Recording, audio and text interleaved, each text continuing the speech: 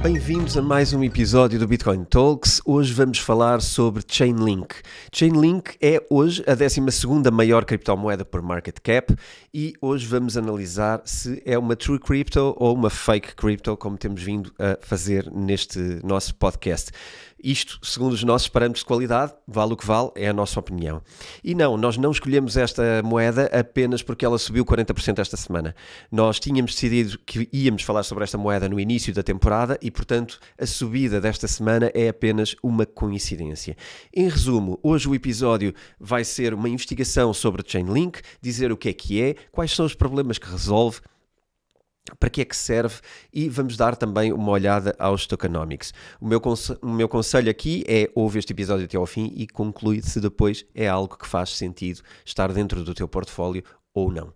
Se ainda não o fizeste, segue o nosso canal e faz um like, partilha também com as pessoas que tu achas que podem estar interessados em saber mais sobre criptomoedas. Ajuda-nos a chegar a mais pessoas, porque isso vai ajudar a trazer mais qualidade e mais intensidade também para o nosso podcast.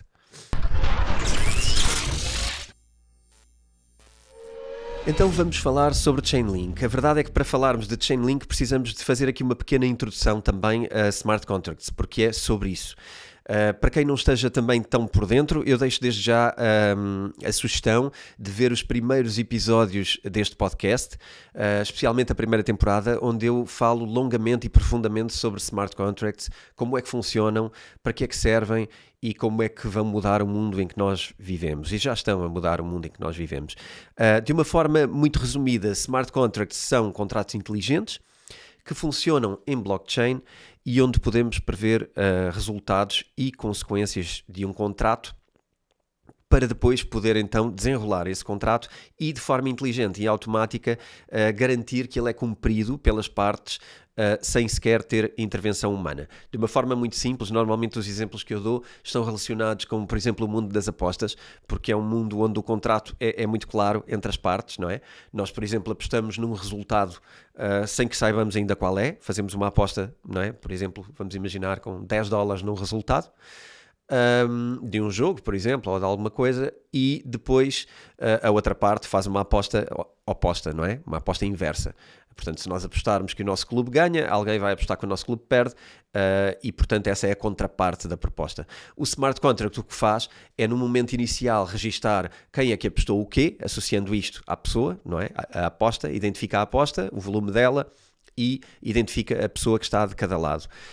O que faz também é ficar com o poder de, no final, conforme o desenrolar desse acontecimento, neste caso, por exemplo, de um jogo, pode ser um jogo de futebol, que é se calhar o mais fácil de nós visualizarmos, e depois, no final do jogo de futebol, o que acontece é que, conforme o resultado que temos, o Smart Contract vai entregar a quantia a quem venceu esta aposta e, portanto, ninguém pode alterar nada, ninguém já tem poder, ninguém já está na posse dos fundos e, portanto, não pode dizer não pago e, portanto, assim, desta forma, o que é que acontece?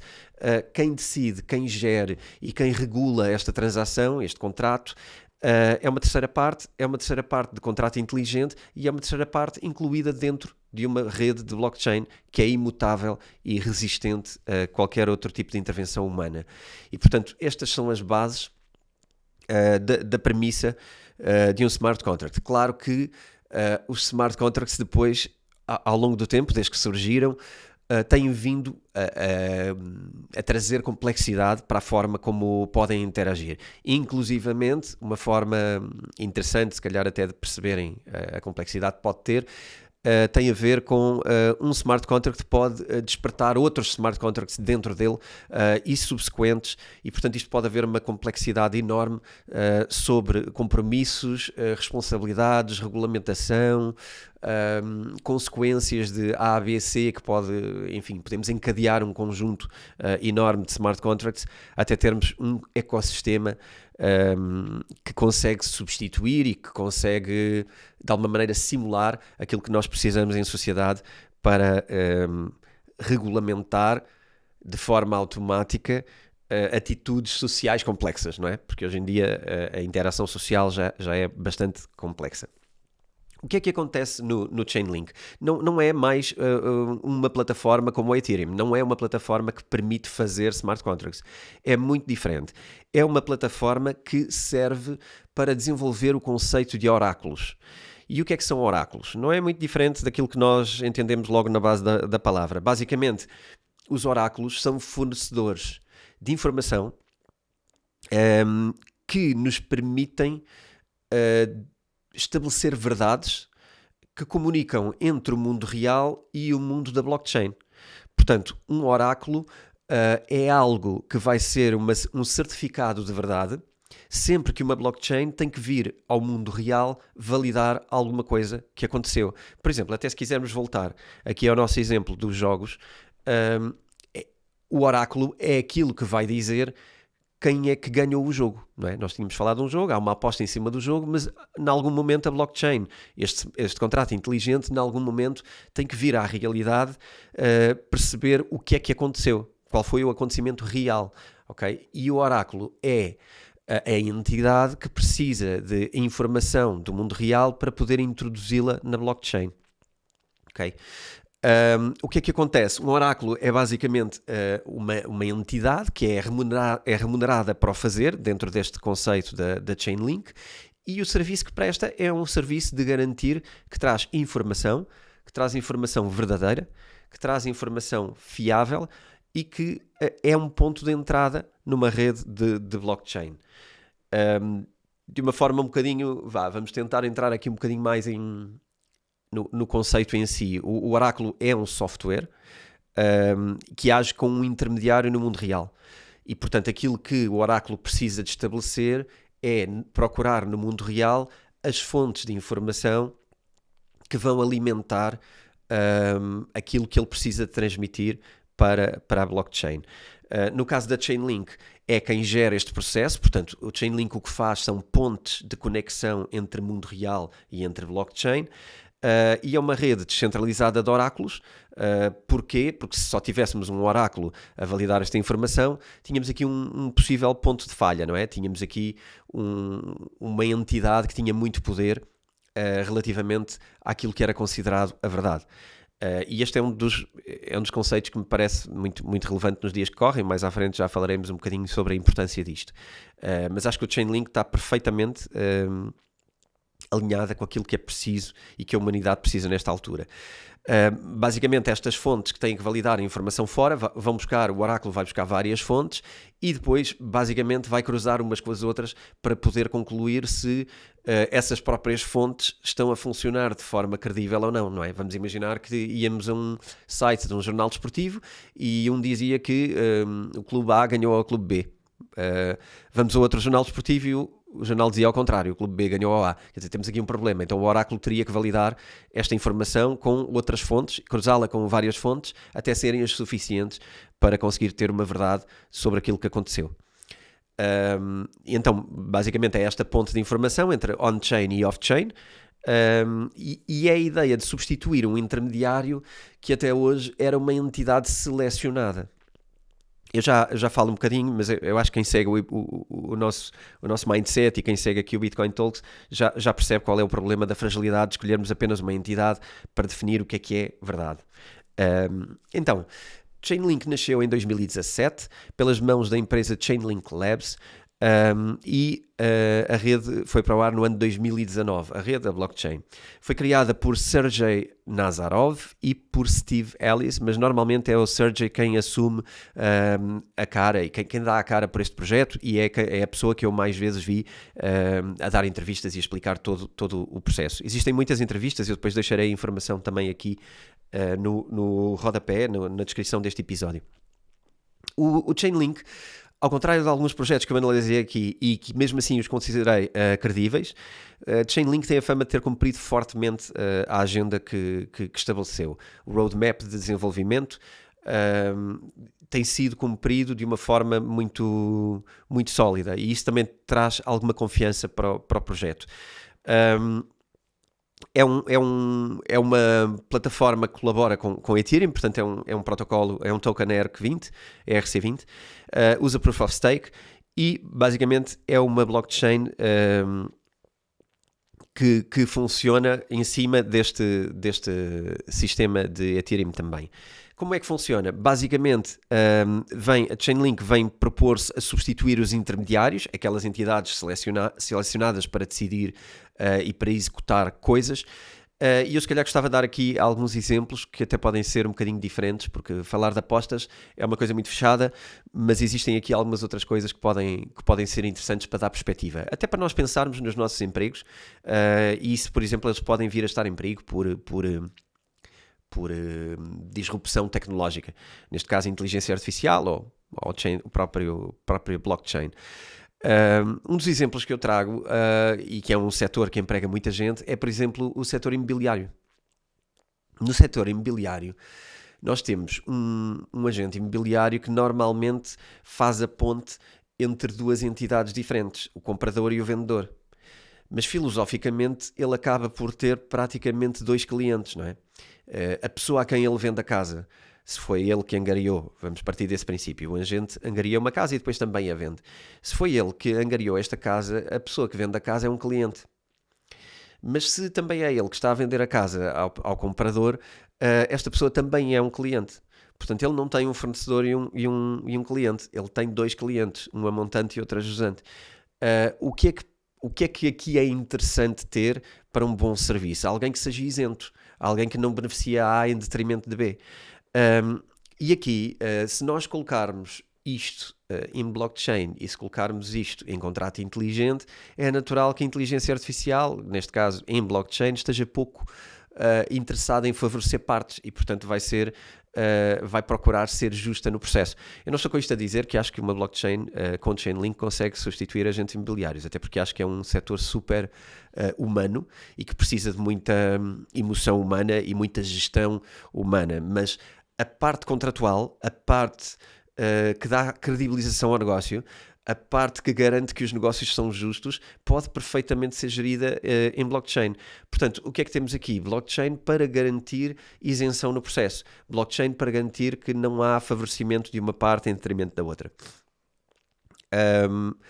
Aqui, outros exemplos que eu gostava de trazer é... Outros exemplos não. Outra coisa que eu gostava de trazer aqui é o funcionamento dos nodes e como é que eles operam. Porque é um bocadinho complexo e é diferente das outras blockchains. Na verdade, temos aqui três coisas diferentes que funcionam. São basicamente três contratos dentro da blockchain que ajudam os nodes a processar. Então, como qualquer blockchain, os nodes são pessoas que colocam a sua operação, neste caso em Proof of Stake, colocam um valor locked, não é? Fechado, trancado, que é a garantia de que vão falar verdade. Portanto, eu já falei muitas vezes sobre a forma de consenso do Proof of Stake. Isto é igual a qualquer outro Proof of Stake no aspecto em que nós, para operarmos um node, temos que bloquear uma quantia de link, que é a criptomoeda do ecossistema, e temos que colocar dentro desta blockchain e ao serviço de credibilizar o nosso node. Basicamente, o que é que acontece? Se nós provarmos que algum destes nodes não está a operar de forma transparente, não está a falar verdade, digamos assim, na rede, se está a tentar enganar a rede, nós podemos ficar com o valor deles que está em locked e podemos, inclusivamente, expulsar este elemento da rede se percebermos que está a mentir à rede e, portanto, assim eliminamos a hipótese dele corromper a verdade na rede. As pessoas, porque é que aceitam ser nodes e bloquear o seu valor? Aceitam isto porque recebem valor em troca disso. E, portanto, é uma forma de ganhar remuneração operando uma blockchain e ajudando a que ela funcione de forma transparente. O que é que temos aqui que eu estava a falar, que são os três contratos diferentes? Existem três funções diferentes dentro desta blockchain. Existe um contrato chamado contrato de reputação, que é basicamente o contrato que vai validar quais são os nodes que nós vamos identificar para esta operação. Portanto, vai validar que eles são confiáveis. Depois temos um contrato que se chama Order Matching, e este contrato é o que vai fazer as perguntas através dos nodes para os oráculos depois recolherem a informação que são as respostas à pergunta que é feita pelo contrato. E isto é o que ajuda depois a resolver os contratos, portanto, a resolver as questões que são colocadas. E temos o Aggregation Contract, que é o que vai buscar a informação à realidade. É aquele que vai agregar informação de vários sítios e que vai, digamos assim, vai estabelecer o que é a informação considerada verdade. Por exemplo, no caso das apostas, o que ele tem que fazer é ir à realidade, beber a informação sobre os resultados dos jogos e transmitir para dentro da blockchain. Também podemos usar aqui um exemplo mais cripto, não é? Podemos dizer que, por exemplo, a função deste contrato é as cotações, é traduzir a verdade sobre quais são as cotações atuais das criptomoedas, por exemplo. Qual é a cotação das 100 maiores criptomoedas, ou de todas. E o que este contrato teria que fazer, o que este aggregation teria que fazer, é ir aos sites que identificou como credíveis sobre cotações de criptomoedas e depois trazer essa informação e registá-la dentro da blockchain. Aqui uma coisa que também esta rede faz e que me parece muito interessante é ser um validador de aleatoriedade, ou seja, basicamente consegue fazer sorteios credíveis baseados em algoritmos aleatórios e garantir assim que é certificado que isto é aleatório. Isto é altamente interessante para, por exemplo, para o setor dos jogos, não é? Jogos online, casinos, coisas do género. É fundamental ter uma certificação de que é fidedigno o algoritmo que calcula os resultados dos jogos, não é? E aqui, por exemplo, ter a capacidade de estabelecer algo que é aleatório e credibilizar isto é logo só por si uma função muito útil. Outra coisa que também pode fazer, e isto relativamente ao mundo das criptomoedas, é, por exemplo, validar reservas. Por exemplo, certas criptomoedas, por exemplo, stablecoins, têm que garantir que os seus fundos existem e que são aqueles. E, por exemplo, um oráculo em Chainlink pode perfeitamente ir buscar o resultado a auditorias feitas a criptomoedas, a stablecoins, e depois garantir que insere na rede o resultado dessa auditoria de uma forma credível. O que é importante para quem se queira entusiasmar ou não com esta criptomoeda, mas para quem queira perceber um bocadinho mais? Chainlink é a maior criptomoeda em valor de todas as criptomoedas de oráculos, há várias, ok? Chainlink é a maior de todas, já tem sido ao longo dos anos, e presta serviços a quase todos os projetos cripto que precisam de oráculos. Portanto, a lista é enorme, pode ser consultada no website, eu deixo-vos o link na descrição, mas a lista de cripto com quem a Chainlink trabalha é enorme. É uma lista que, de facto, fala por si. Como é que as outras criptomoedas também usam o Chainlink? Basicamente pagam ao Chainlink para criar contratos que permitem que depois sejam colocadas questões. Portanto, as criptomoedas que necessitam vão colocar questões ao Chainlink dentro de contratos inteligentes. Chainlink tem a responsabilidade de encontrar a solução para estas questões. Portanto, agrega informação na realidade, vem resolver um problema e vem certificar o que precisa de ser certificado com smart contracts para outras redes. Eu para fazer este podcast eu ouvi várias entrevistas do Sergey. Eu gostei muito do que eu vi aqui sobre os fundadores, ok? Sobre o fundador. Eu gostei muito do que eu vi, para além de ser uma pessoa filosoficamente muito enquadrada, com valores que alinham com princípios corretos. Eu nunca ouvi hesitar em nenhum tópico que foi abordado em nenhuma das entrevistas. Ele nunca hesitou, nunca deixou uma semente de fugir a perguntas ou de não estar confortável ou de responder de forma fugidia. Quer sejam perguntas técnicas, quer sejam perguntas mais gerais, eu nunca senti que não houvesse uma resposta sólida e transparente relativamente àquilo que era perguntado. O que é que eu quero dizer com filosoficamente corretos, princípios filosoficamente corretos?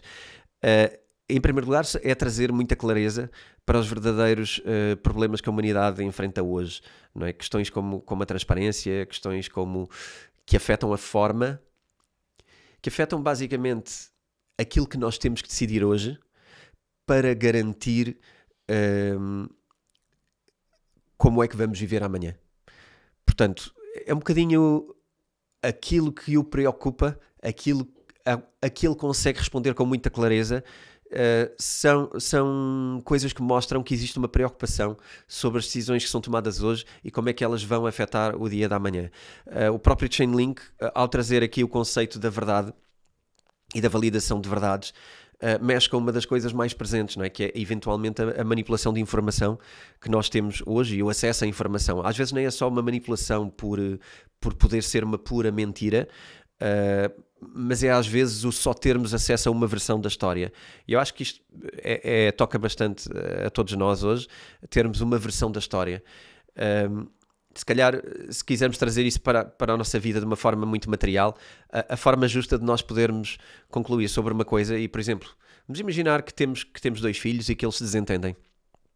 A primeira coisa que eu acho que os bons pais vão dizer, não, eu quando isso acontece, o que eu faço é chamar os dois e ouvir as 2 versões da história. E nós hoje temos pouco acesso a ouvir as 2 versões da história. E, portanto, se um pai faz isto porque quer concluir o que é verdade e como é que deve proceder com eles a seguir, eu acho que depois, se nós não tivermos acesso a isto para a nossa vida e não tivermos acesso a isto para, por exemplo, as versões sobre as guerras que hoje vemos, os conflitos entre países, e mesmo para podermos posicionar-nos do lado A ou B, sendo que isso pode ser irrelevante, mas para termos uma opinião sobre um assunto, eu acredito que termos acesso às 2 versões é relevante. E hoje podemos não ter esse acesso. E quando quero dizer isto é que se tivermos um Chainlink interessado em ver versões de histórias e em comparar resultados, provavelmente vamos ter um Chainlink muito preocupado com validar aquilo que o Sergey chama nas suas entrevistas de verdade definitiva. O conceito de verdade definitiva é um bocadinho filosófico, mas é baseado em algo que nós conseguimos chegar depois de ouvir várias versões das coisas e podemos ponderar e então concluir o que é que faz sentido ser uma verdade que nos é útil, ok? Então eu acho que há aqui uma preocupação no Sergey muito clara sobre esta questão, porque ele fala muitas vezes sobre este intermediário, o intermediário que hoje as verdades são validadas através de intermediários, que são entidades que são escolhidas para decidir o que é verdade. E aqui não é, algumas pessoas se calhar mais conservadoras sobre a abertura de espírito ou de mente podem querer dizer, isso são teorias da conspiração, isto no geral é falar da verdade. Isto não tem a ver com teorias da conspiração, tem mais a ver com como é que validamos estas verdades quando, no dia em que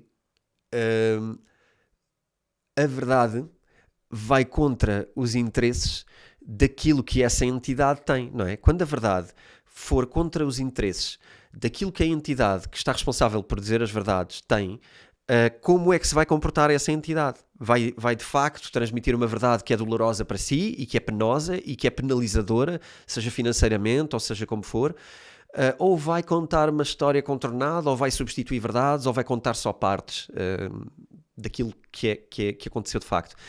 E eu acho que isto é uma preocupação grande, porque no mundo em que vivemos nós precisamos de delegar muita confiança. E se nós não conseguirmos delegar confiança em entidades que consideramos que são transparentes, podemos acabar a tomar, vamos de certeza acabar a tomar decisões erradas porque estão baseadas em verdades que não são verdades, não é? Enfim, e a proposta do Chainlink é, portanto, de que existem formas pré-determinadas em que podemos consultar verdades. Se nós fizermos isto com consequência, se nós validarmos antes, como é que vamos validar as verdades? E depois, independentemente disto nos interessar ou não, porque está escrito em blockchain, está determinado em blockchain, não podemos depois alterar só porque nos convém. Registámos em blockchain, onde é que vamos saber a verdade sobre as coisas? No dia que isto é contra os interesses dessas entidades, nós não vamos lá e alteramos, porque está em blockchain, e segundo, porque não é possível alterar coisas em blockchain. Portanto, temos aqui uma forma de fazer esta verdade perdurar mais e ser mais resistente. Por outro lado, trazemos também uma das coisas mais fundamentais que precisamos na sociedade, que é a descentralização. Porque se nós, por exemplo, só houvesse um jornal no mundo, não é? ou um canal de televisão no mundo, e é o único responsável por ter notícias, como é óbvio, era muito fácil manipular a informação. Se nós tivermos descentralização, se tivermos muitas entidades a trazer verdades para cima da mesa, ou informação para cima da mesa, temos muito mais probabilidade de descobrir o que é que de facto aconteceu do que se tivermos só uma versão da história. Torna-se menos manipulável com descentralização e, portanto, isto é interessante.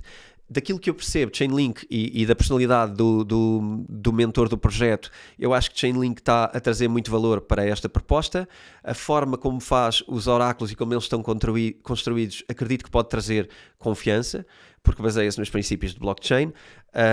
E esta ideia de trazer verdades definitivas de uma forma descentralizada, eu acho que traz muito valor, porque de outra forma uma blockchain também pode ser só uma versão da história, não é? Blockchain, como sabemos, pode ser o que nós quisermos. O que é que eu também quero trazer aqui sobre o Sergey? Uma ideia muito importante que ele partilhou, e isto vai acabar agora a atender para o setor financeiro, porque eu acho que também é uma das partes que interessa à maioria das pessoas que ouvem este podcast. Outra ideia que vale a pena é a ideia de contratos unilaterais. Nós vivemos num mundo e estamos muito habituados, especialmente com entidades financeiras, nomeadamente a banca, não é? Setor de seguros e bancário, a contratos unilaterais. O que é que eu quero dizer com isto? Ou o que é que o Sergey quer dizer com isto? Em que um dos lados pode alterar as regras, mas o outro não. E então acabamos a ter contratos que são, em primeiro lugar, pouco claros, pouco transparentes e são desequilibrados sobre quem é que tem poder no contrato.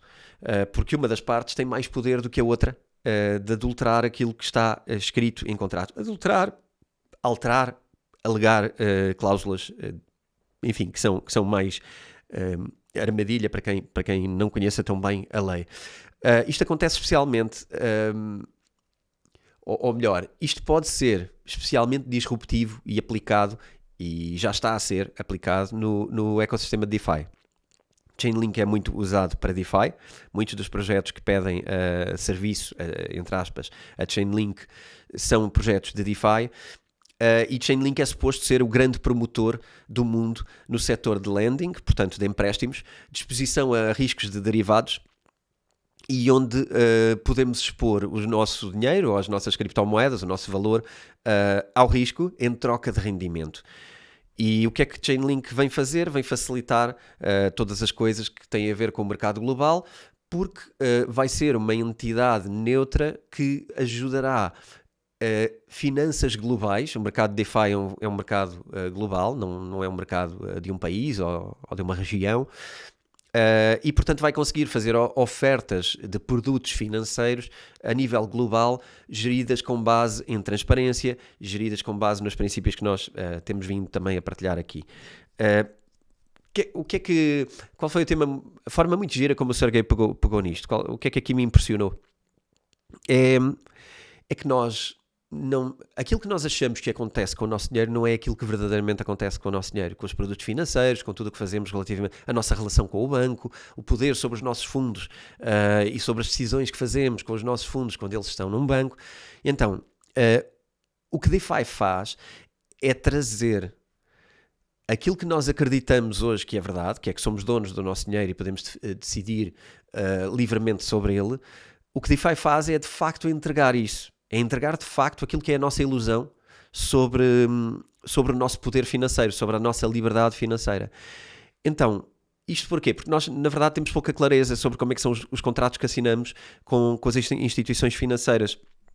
Os acordos muitas vezes não são claros, têm cláusulas que são ou que são um pouco escondidas, ou que têm cláusulas que às vezes até são escritas de uma forma propositadamente complexa e vaga, porque isto permite dar margem a quem conhece bem a lei fazer uso dela, não é? Fazer uso desse conhecimento. No lado do cliente, acha sempre o cliente que o contrato é puro e duro aquilo que lhe é perceptível. Os clientes, quando fazem um contrato, acham que tudo o que abarca aquele contrato é tudo o que eles percebem que é aquele contrato. Portanto, eu peço um empréstimo para fazer isto ou aquilo. Mas não sabem que um produto financeiro, em determinadas circunstâncias, pode ter comportamentos muito diferentes daquilo que é o comportamento normal e que é explicado quando as pessoas investem nesse produto financeiro, por exemplo.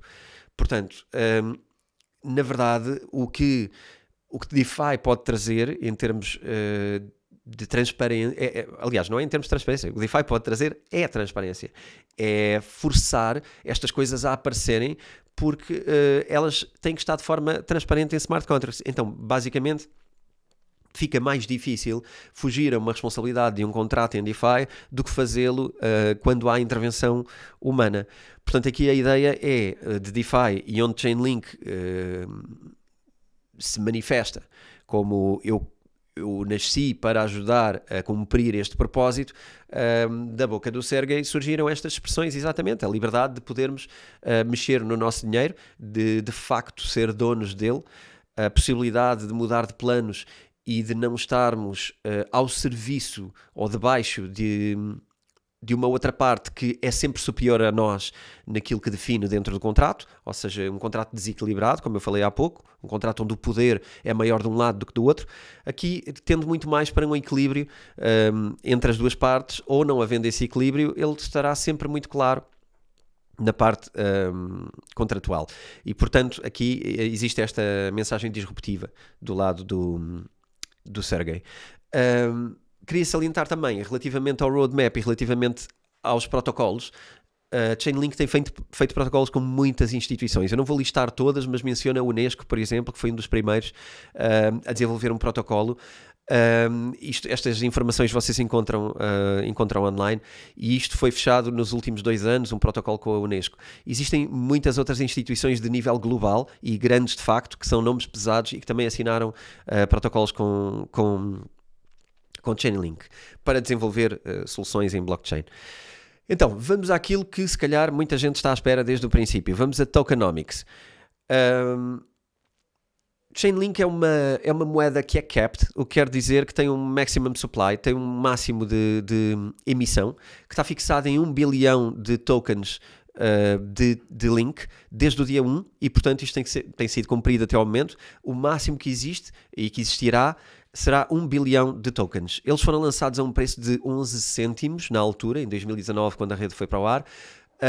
Hoje estão em cerca de $18, já estiveram em $20 recentemente, mas na loucura do ano 2021, no grande bull run de 2021, estiveram ao preço de $51. Portanto, o máximo histórico andou na onda dos 50, acima dos $50.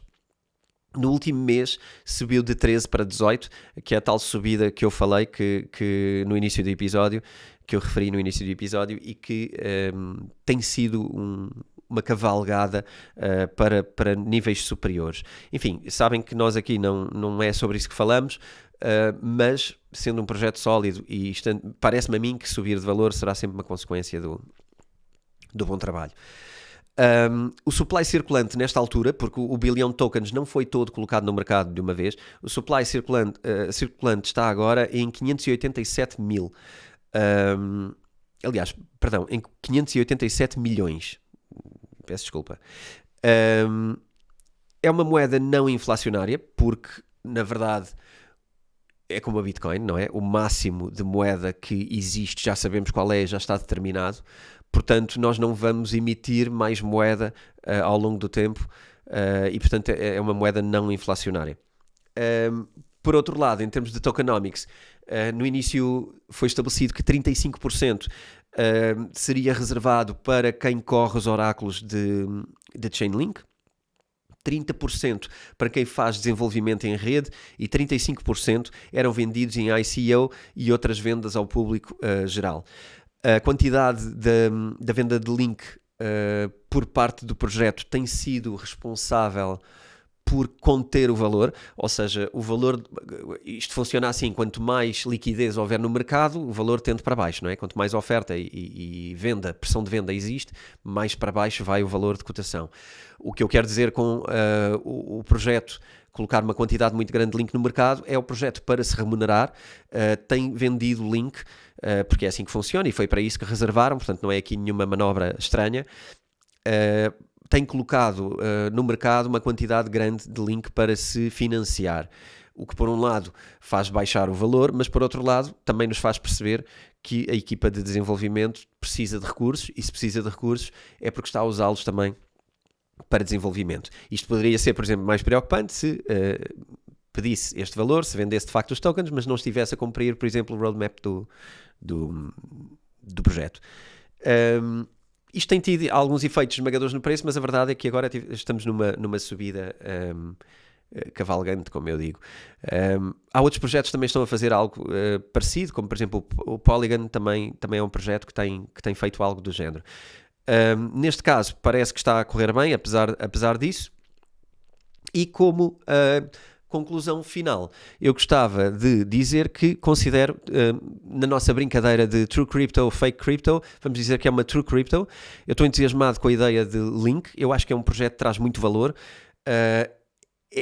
Foi dos primeiros projetos a aparecer na área de oráculos, provavelmente o primeiro. Claramente já conquistou um espaço. Se continuar a desenvolver o projeto da maneira que o tem vindo a fazer, eu acredito que temos aqui uma base muito sólida para criar inovação no setor da blockchain. Perdão. Acredito também em jeito de conclusão, que existe muita fome de autenticidade no mundo. Eu vejo as pessoas viverem com muita dificuldade na autenticidade, às vezes mesmo consigo próprias, então eu acredito que tudo que converta para este lado provavelmente está a falar sobre o futuro, porque mesmo que nós hoje não saibamos que esta é a necessidade, a autenticidade muitas vezes é um grande gestor de stress, não é?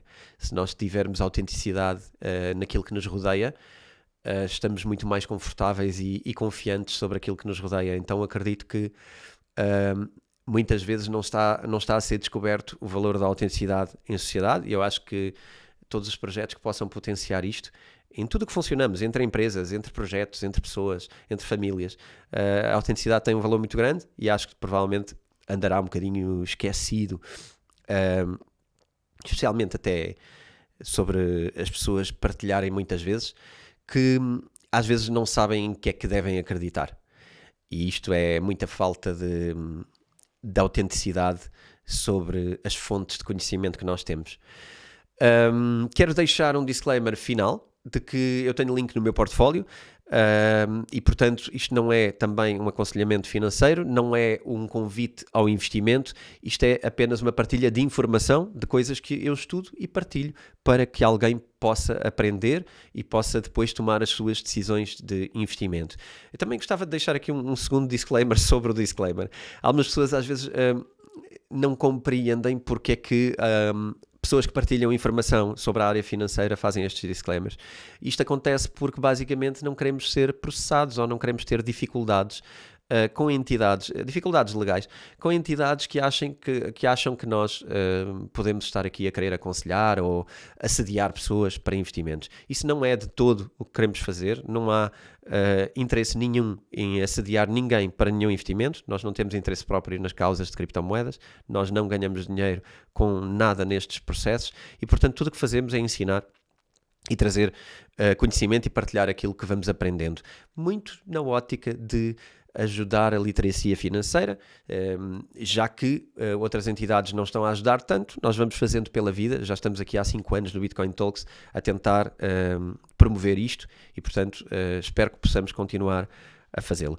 Antes de fechar o episódio, eu gostava de anunciar 2 coisas que eu estou muito entusiasmado e até estou a fazer quase um pré-anúncio destas coisas, porque elas não estão ainda materialmente no terreno.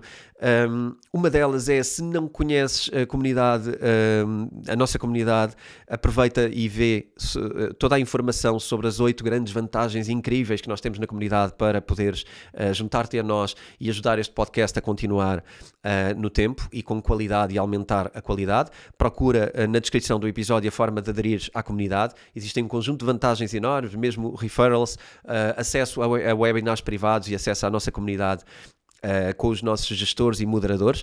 E isto também nos ajuda a conectar com outras pessoas que pensam da mesma forma do que nós, que é a comunidade. Temos hoje uma quantidade enorme de pessoas na comunidade e eu acredito que aquilo que os atrai é muito mais estarem junto dos seus pares e junto de pessoas que pensam likewise, que pensam de uma maneira parecida. Estamos também entusiasmados e a lançar o meu novo website. que vai estar no ar nos próximos 15 dias e que nos vai ajudar a lançar também outras coisas e a oferecer-vos também outras coisas. Eu gostava de convidar-vos a subscrever a minha newsletter, seja neste site atual ou seja já com o novo site no ar, vão poder continuar a subscrever a newsletter. Até hoje, quem se inscreveu na newsletter provavelmente não viu muita animação, mas fica também aqui este pré-anúncio de que vão acontecer coisas durante este mês e que quem se inscrever na newsletter vai sempre saber estas coisas antecipadamente. Quem estiver na comunidade também vai saber antecipadamente e, portanto, se querem estar por dentro do que vamos fazer e do que estamos a preparar para vocês, é um convite a subscreverem esta newsletter e a ficarem por perto. E por hoje já são muitas novidades, eu despeço-me, até para a semana, deixo-vos criptossaudações para o vosso fim de semana. Bons investimentos e até para a semana.